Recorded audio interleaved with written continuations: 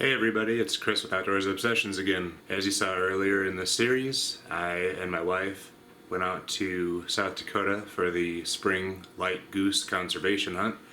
You're able to shoot snows, Ross geese, which is essentially a smaller snow in my opinion, and blue goose as well. And we did fairly well. It was a really nice trip, had a lot of fun. Got to see my uncle John and his buddy Barry.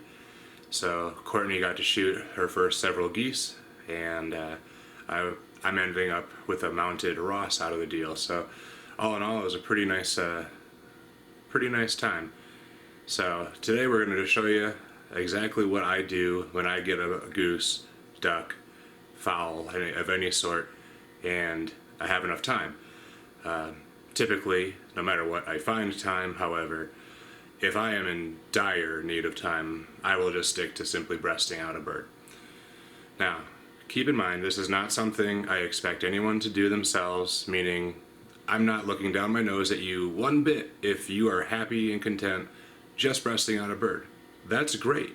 I'm happy that you're out here hunting. I'm happy that you're taking home and eating the meat. However, this is for those folks, well, frankly, everyone, but if you've ever wondered, maybe there's a little bit more out there in that bird that I feel might be better suited in a frying pan than in a ditch, I just might have the ticket for you.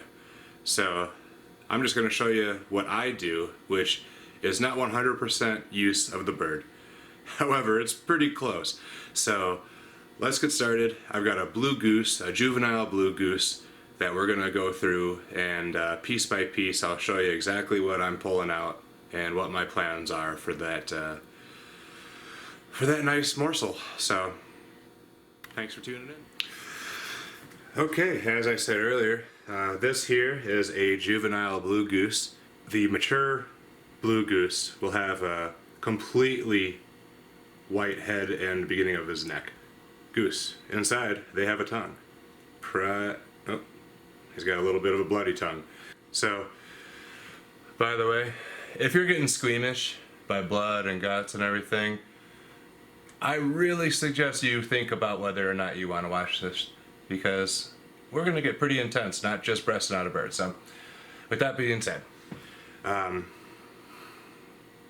this goose, we're just going to hold the jaws open, crack it up.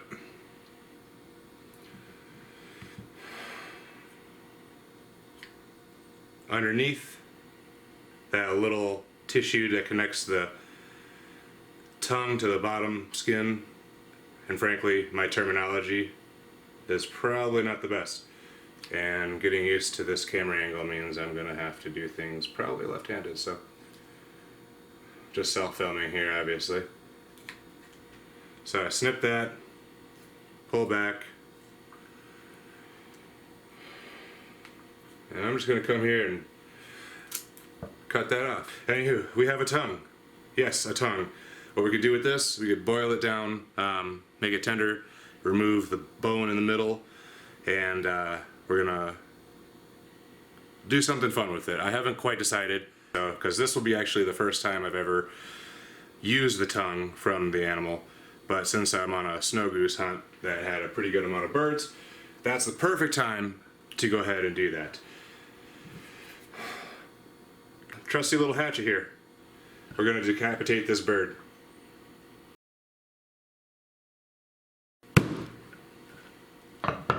Broke the neck, comes right off, right into the pile of trash. I am not done with this, so keep it around. The goose has a bunch of wing meat on this first joint. This second section here, okay, so you can see that a wing kind of looks like a Z here. This is where your bulk of your meat's going to be. This can have some, and this is just essentially waste. Don't take everything I say as law. Maybe someone has a use for that and can comment in the video. What I'm going to do is I'm just going to kind of free up so that this tendon doesn't keep pulling back the wing. I'm going to find the bone, the junction, just come right above it. Always be careful using your knives. Cut away from your body, pierce the skin, come up, and now it rests a little bit more naturally and it's easier to hold because I have my handy dandy Husky hatchet. I'm going to find that junction of the joint. I do not want to cut on this side closest to the body. I want to find a spot on the other side of the joint. Being rushed during this trip, I'm just going to discard these sections of the wing. Yes, there's a little bit of meat, but with all the work I've had to do, about close to 20 birds, this in just a lack of time schedule, I'm just going to sacrifice this. However, you can definitely get meat out of here. So for now, and sometimes it doesn't always cut the skin, so just trim it up and discard. Okay? Same with the other pile. Sorry, wing. Don't be trying to get all fancy and use your dominant hand when your bird's close to you, because now you're chopping your own arm off and not a wing. Use the bird. Let the bird do the work for you. Now this is a part that besides the tongues, I mean obviously that's probably out of a lot of people's wheelhouse at the moment. We're going to take the feet. Why? Because we're going to take those and reduce them down into a broth or stock. And there's a lot of cartilage in here, and if you don't know, chicken stores, grocery stores often sell chicken feet. So in the off season, if you don't have these, you can go purchase them. You can boil them down, remove the skin, boil them for a few minutes, remove the skin, then you basically just let them simmer in a series of spices and other flavor additives. So what we're going to do, the joint likes to bend this way. You're going to pull that leg on each side of these knobs. We're just going to cut in, and again I don't want to cut towards my body, so I'm just going to angle my body away. And if this knife were sharper, that would have looked a lot easier, but that's what you're going to get. So I've been busy. These need to be washed yet, but I do plan on making a cool broth. Now, that is also going to be something I've never done before. So I am not claiming to have total knowledge in any of this. However, I like to try stuff because it's tasty and resourceful. I already have this stuff. Now, we've removed the tongue and the head, we removed our excess wing, removed the 2 feet. What I'm going to do is basically try and pull out about a triangle from his shoulders to the mid-sternum, or the breastbone here.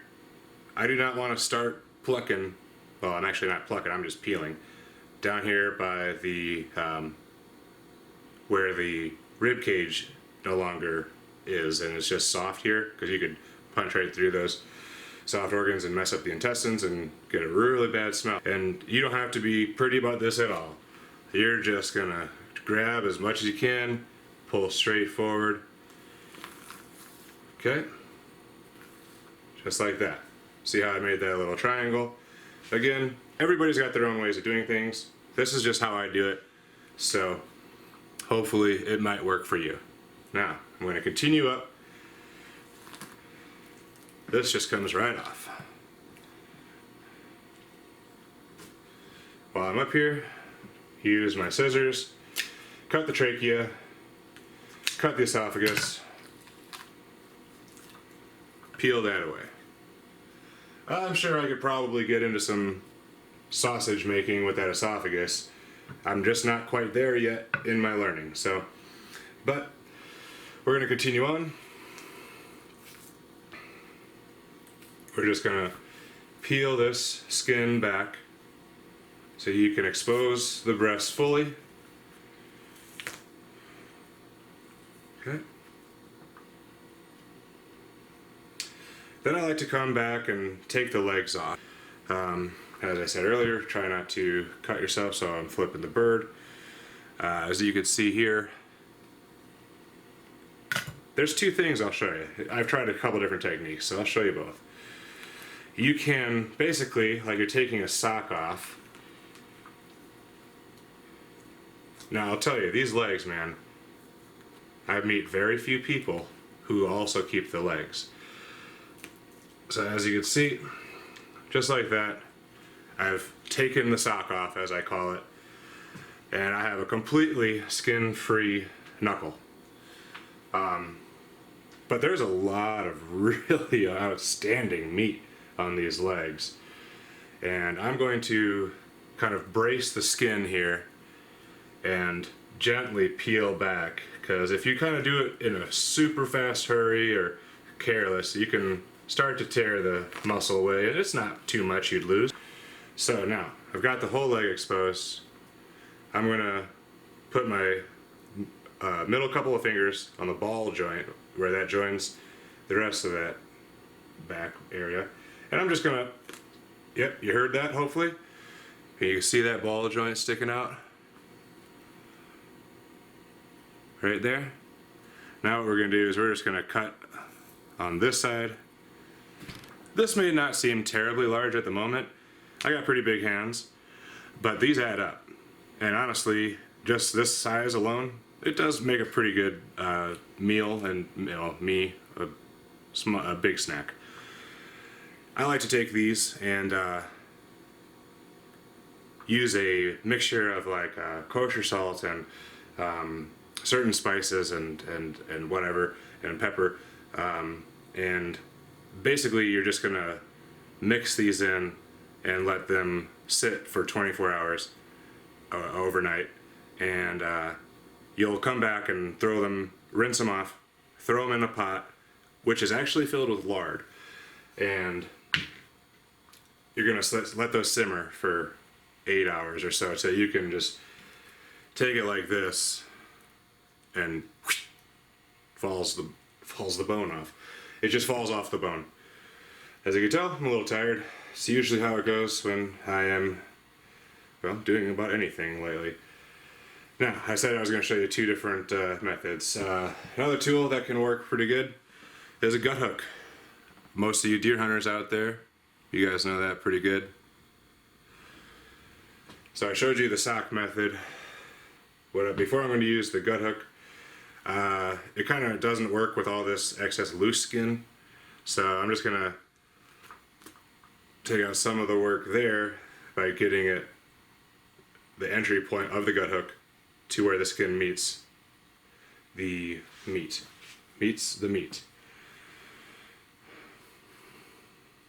And one tip I have learned, follow the breastplate, meaning stay on top of the leg here, because if you were to start going to the side and stripping the skin off, you run the risk of pulling with these tendons, and then the leg's gonna curl up, and it's not terrible. Frankly, it's not bad at all. It's just, it looks a lot better, and it helps cook it more evenly if you can do it that way. So as you can see, I've now got the top side of the leg revealed, and I'm just gonna slowly make my way down. You're just using your fingers together. You're just pinching and kind of peeling and rolling, and again, this can be a little tricky because you can easily tear some of that meat like I just did right here. That's okay, no worries. We don't make mistakes, we just make happy little accidents, as my favorite artist Bob Ross would say. So once we can get to this point here, and I forgot to mention this in the other leg, where you can pretty much see through, you can poke your finger through that membrane, and that's gonna allow you to pull that sock off pretty well. I can pretty much guarantee, if you're watching this and have cleaned a bird, you have already done this step. So we have completed that task. We're going to come back and start working on the wings now. So we're just going to kind of take the jacket off, aka skin, using a pretty similar technique. Once you get down to the junction of the tendons and the muscle, or the bone, excuse me, That's when you kind of want to take your time. Okay, there's that membrane that's kind of, I'm touching there. You just poke right through it. And I just kind of place my finger, my thumb on the end of the bone, the joint there, and just pull it out. Okay, now everything's still attached to the bone. And this is something I actually just started doing, and I'm really excited about it, is taking these wings off. Because I don't get very many geese until this hunt. So frankly, I'm pretty excited. These are going to be really nice. I haven't decided on how I'm going to do them yet either. But there's a nice chunk of meat from the back here, and I start there, kind of work around the back, cut through this connective tissue here. These joints are a little bit tougher to get through than the legs. Now these are, again, not the biggest geese in the world, and they are young. But that's still, I mean, you go to any restaurant, that's bigger than any drumstick you're gonna get. I can't believe it. So I'm super pumped. Well, before I do that, before we get to the most interesting parts, we're just going to, you could take your fingers and kind of hold on underneath the wishbone here.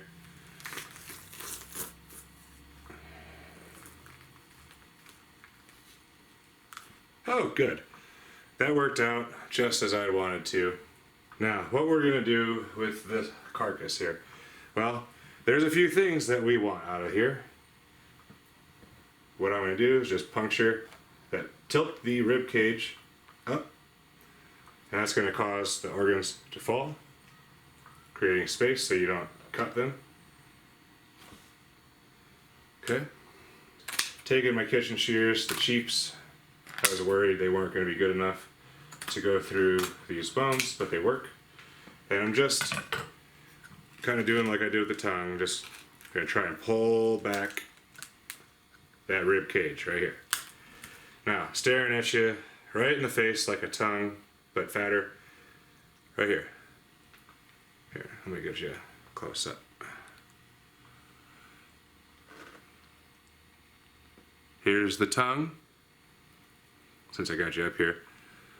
What we're going for, oh, this is not the tongue. That is the heart, sorry. We're gonna pull out the livers, well, liver, multi-lobes, and the gizzard as well. Heart, you can simply just pull. Liver, you can also do the same thing, and pinching to tear kind of helps out as well. Or you can, which is actually my preferred method, just use a knife and do it that way. Kind of keeps the liver more intact. So there's another lobe.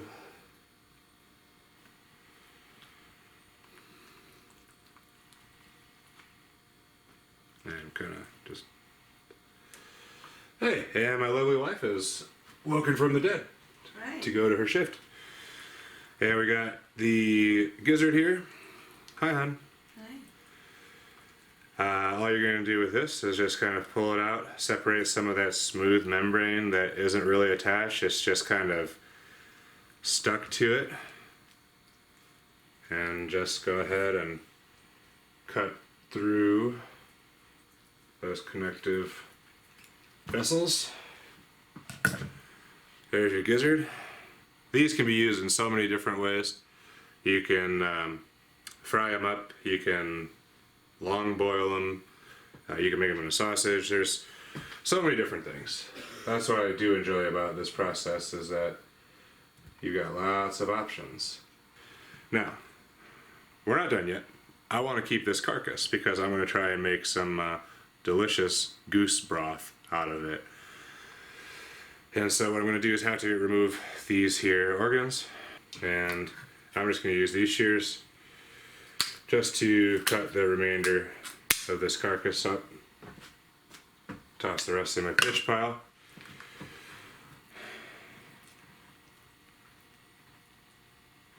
Oh, I can't bend it, oh there it is.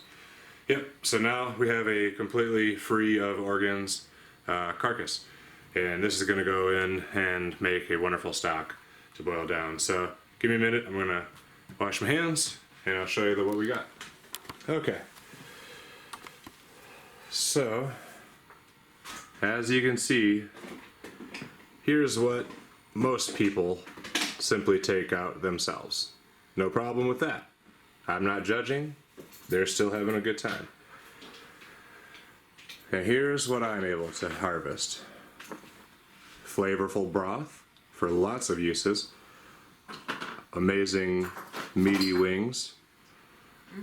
Liver for pate or fried up with onions. Tongue for some interesting tongue fries that I've never done before. Heart. Everybody has their own recipe for heart, it seems. Gizzard. Again, so many different ways we could do that.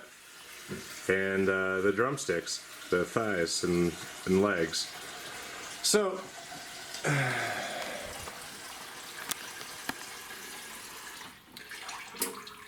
hi, honey. As you can see, I do take a very differentiated approach from most people.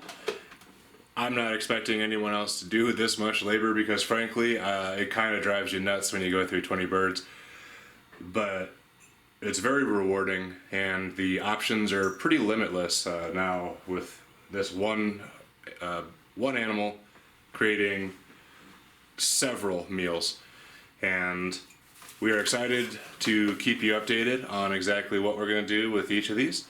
So stay tuned with Outdoors Obsessions. And if you haven't, can you do us a solid? Right down here, can you hit us a like? Subscribe to our channel, because we're really on a roll and having a lot of fun doing this. Plus, you can get updates as far as when I'm going to be able to make the next videos on making wings or whatnot. So you guys are going to be seeing a lot. And I just hope that you're willing to try it out yourself, because you never know until you try it. Anyways, that's all for now, so we're just going to sign off and we'll see you next time. Thanks for tuning in.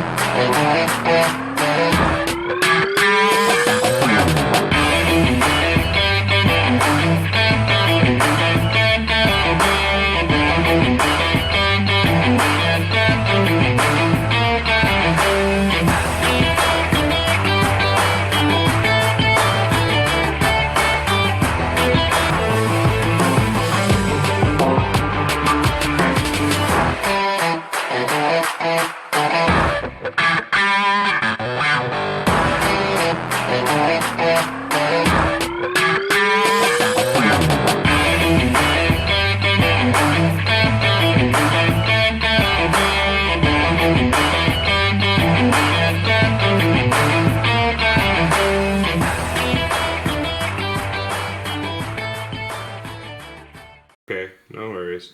We don't make mistakes, we just make happy little accidents, as my favorite artist Bob Ross would say. Here's the tongue, since I got you up here. What we're going for, oh, this is not the tongue. That is the heart, sorry.